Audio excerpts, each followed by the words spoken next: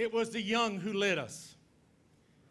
It was, I'd say, 70% under 30 years of age, from students and campuses all over this planet, coming to Washington to demand full equality now, insisting that nobody had any right to negotiate their freedom away in the political back rooms, insisting that A wanted a family, they wanted to be married, they wanted immigration protection, they no longer wanted to pay the gay tax, they wanted full equality, and they didn't understand why we had to wait on someone's political timeline.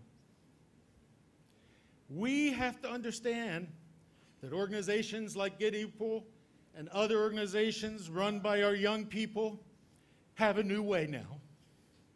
They have a new way, and we have to be careful not to add burdens on their shoulders. They're not going to do things the way I did. They're not going to do the things the way some of you did. They're not going to listen to counsels of patience and words that say, you have to understand why we can't do this now. Because they don't understand. They don't understand why they can't be free people. So I plead with you, as an old-timer who's been around 50 years, get out of their way. Get out of their way.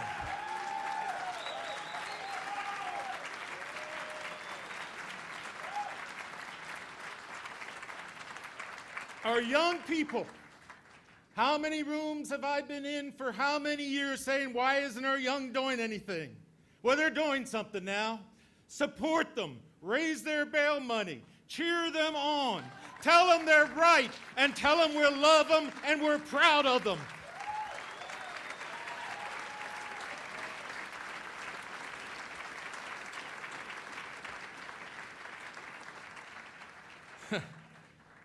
I am tired after 50 years, but I'm not done. Tennyson said in his poem, "My eyes are tired at times from seeing the unchanging world. But every time I see our young change it, I get a new bolt of energy and a new excitement."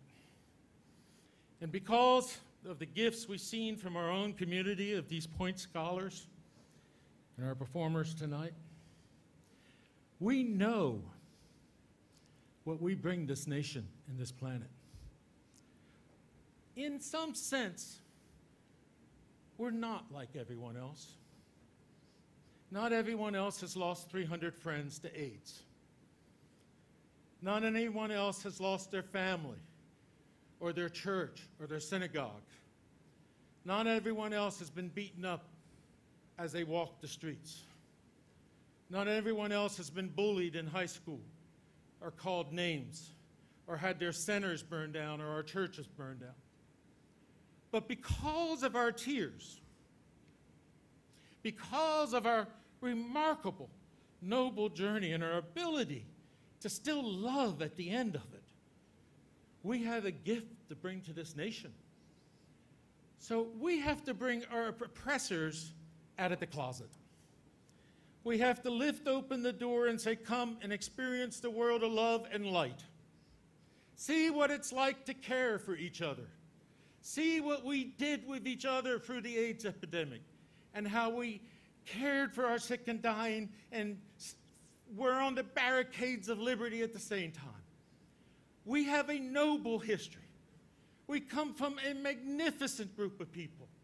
We are somebody. And we can love this planet back to health if they'll let us. Don't become like them. Don't become filled with hate, because then they win. And we have to start taking care of you. We can do this differently. We can show them a new way. And it's the way of love. One thing has kept me going this 50 years. And that is your love. So I know this works. And all I can say in closing, I love you very much, and thank you so much.